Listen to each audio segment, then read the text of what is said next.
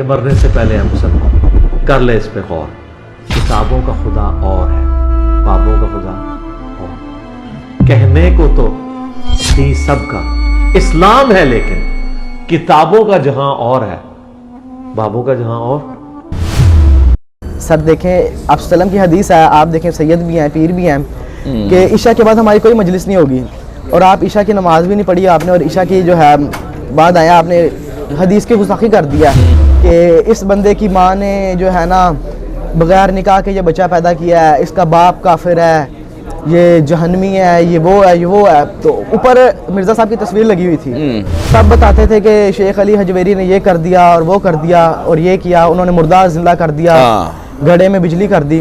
तो लेकिन जब मैंने अली भाई को सुना तो मुझे काफ़ी अच्छा लगा। मैं केकर रात को जब मैं निकलने लगा था ना, तो मेरे भाई ने ना, मेरे अकाउंट में पैसे थे ये मोबाइल में, मेरे भाई ने पैसे निकाल लिए मोबाइल से। भाई ने कहा नहीं जाना।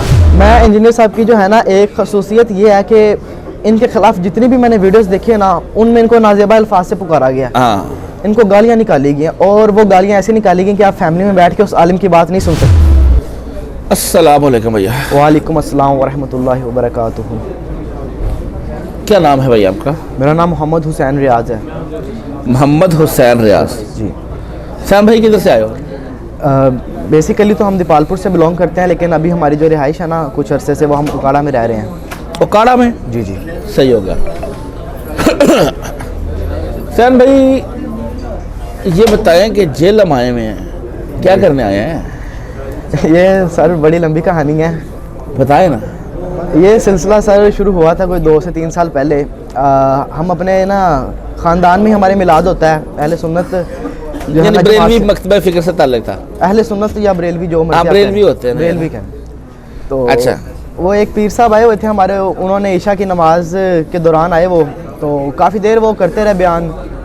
वो हमारे घर के जो है ना फैमिली मेम्बर्स भी कुछ उनके मुरीद थे। अच्छा। तो उन दिनों मैं एक सर के पास पढ़ता था, वो सर काफ़ी जो ना हाफिज़ अब्दुल बसत उनका नाम था, तो हमें हदीसें वगैरह बताया करते थे। अच्छा। उन्होंने हमें एक हदीस बताई कि आप सल्लम ने फरमाया, इरशाद फरमाया कि ईशा के बाद हमारी कोई मजलिस नहीं होगी।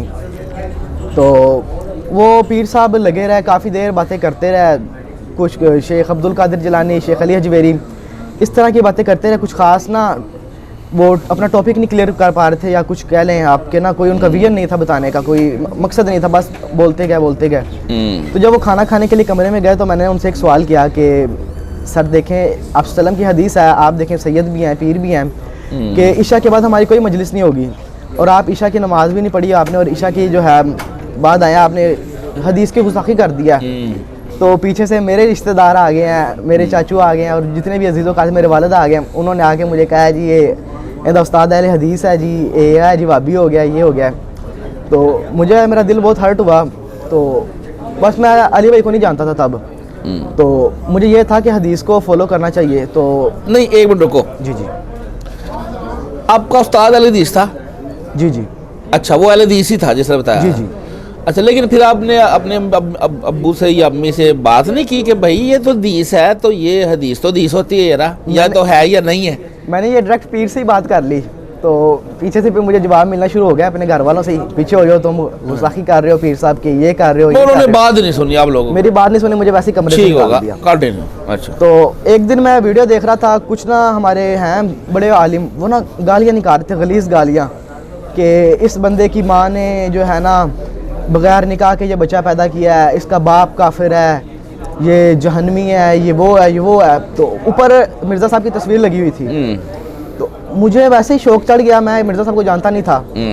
तो मैंने जो है ना ऐसे ही मिर्ज़ा साहब की एक वीडियो क्लिक कर दी।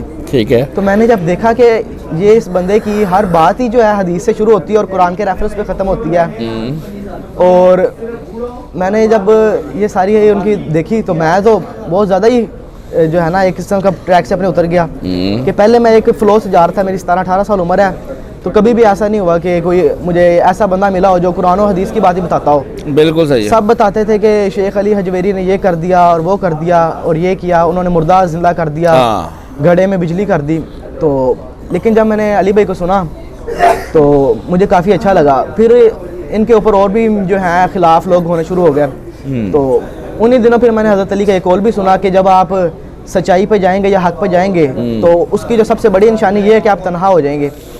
तो उसके बाद फिर जब है मैंने देखना शुरू किया तो फिर आहिस्ता आहिस्ता अली भाई के साथ मेरी जो है दिल लगी ज़्यादा बढ़नी शुरू होगी। जो मेरे अहले हदीस उस्ताद थे ना हाफिज़ अब्दुल बासित, वो भी बड़ा खिलाफ हैं इनके, वो हमें हदीसें सुनाते थे। अच्छा। लेकिन वो खिलाफ है अली भाई के भी।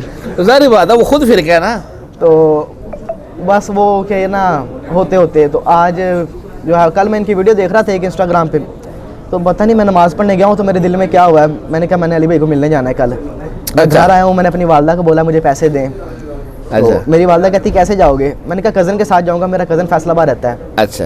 तो मम्मा कहती चलो जाओ। मैं फैसलाबाद गया हूँ, मेरा फैसलाबाद पहुँचा हूँ, मेरा कज़न कहता है कि मेरी मम्मा ने मुझे इजाज़त नहीं दी तो मैंने नहीं जाना। मैं फैसलाबाद से फिर उकाड़े वापस आया हूँ, उकाड़े वापस आके फिर इधर आया हूँ।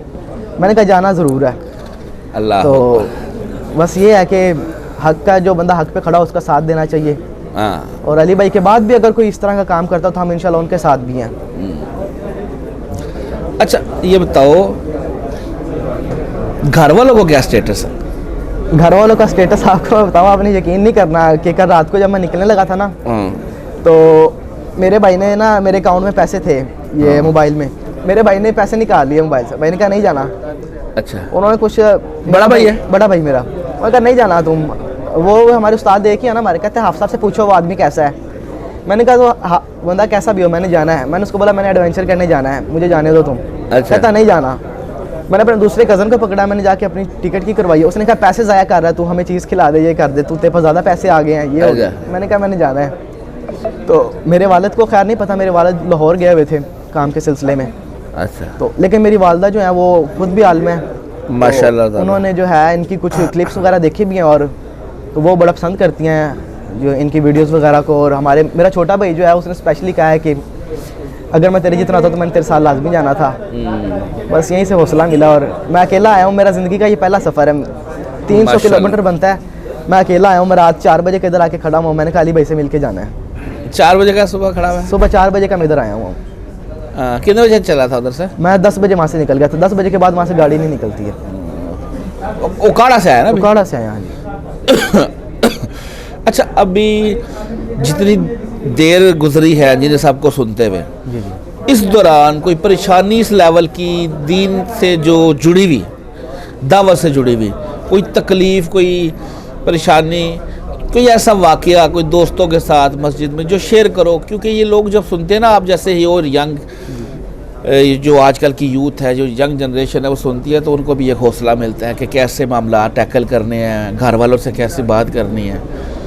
तो कोई ऐसा वाक़या और भी कोई इस तरह की? मैं आपको सर क्या बताऊँ कि मैं काफ़ी जो है ना फ्रेंडली इंसान हूँ। हाँ। तो अभी तक जो है ना मेरा एक दोस्त है सिर्फ, उसके अलावा कोई भी दोस्त जो है ना इंजीनियर साहब को सही मानने पे राज़ी नहीं हुआ।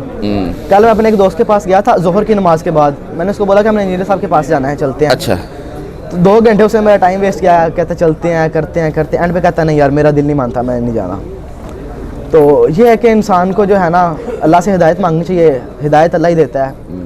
तो इंशाल्लाह आएंगे, अगर इंजीनियर साहब जो हैं हक पे लगे रहे तो अल्लाह इंशाल्लाह इनको बरकत दे, इनके काम जी जी आते लोग। बात यह है कि 1 से 2, 2 से 3, आज देखो ना आप जैसे हज़ारों बच्चों की लाइफ स्टोरियाँ जो है ना चल रही हैं। शायद बिलाल वाला चैनल है हमारा, उस पर मेरा चेलम अकेडमी वाला चैनल है, उस पर भी मैं अपलोड करता रहता हूँ। तो लोग तो बदल रहे हैं। हाँ, इनके जोर लगाने से कुछ भी नहीं होगा। मैं इंजीनियर साहब की जो है ना एक खसूसियत ये है कि इनके खिलाफ जितनी भी मैंने वीडियोस देखी है ना उनमें इनको नाजेबा अल्फाज से पुकारा गया। हाँ।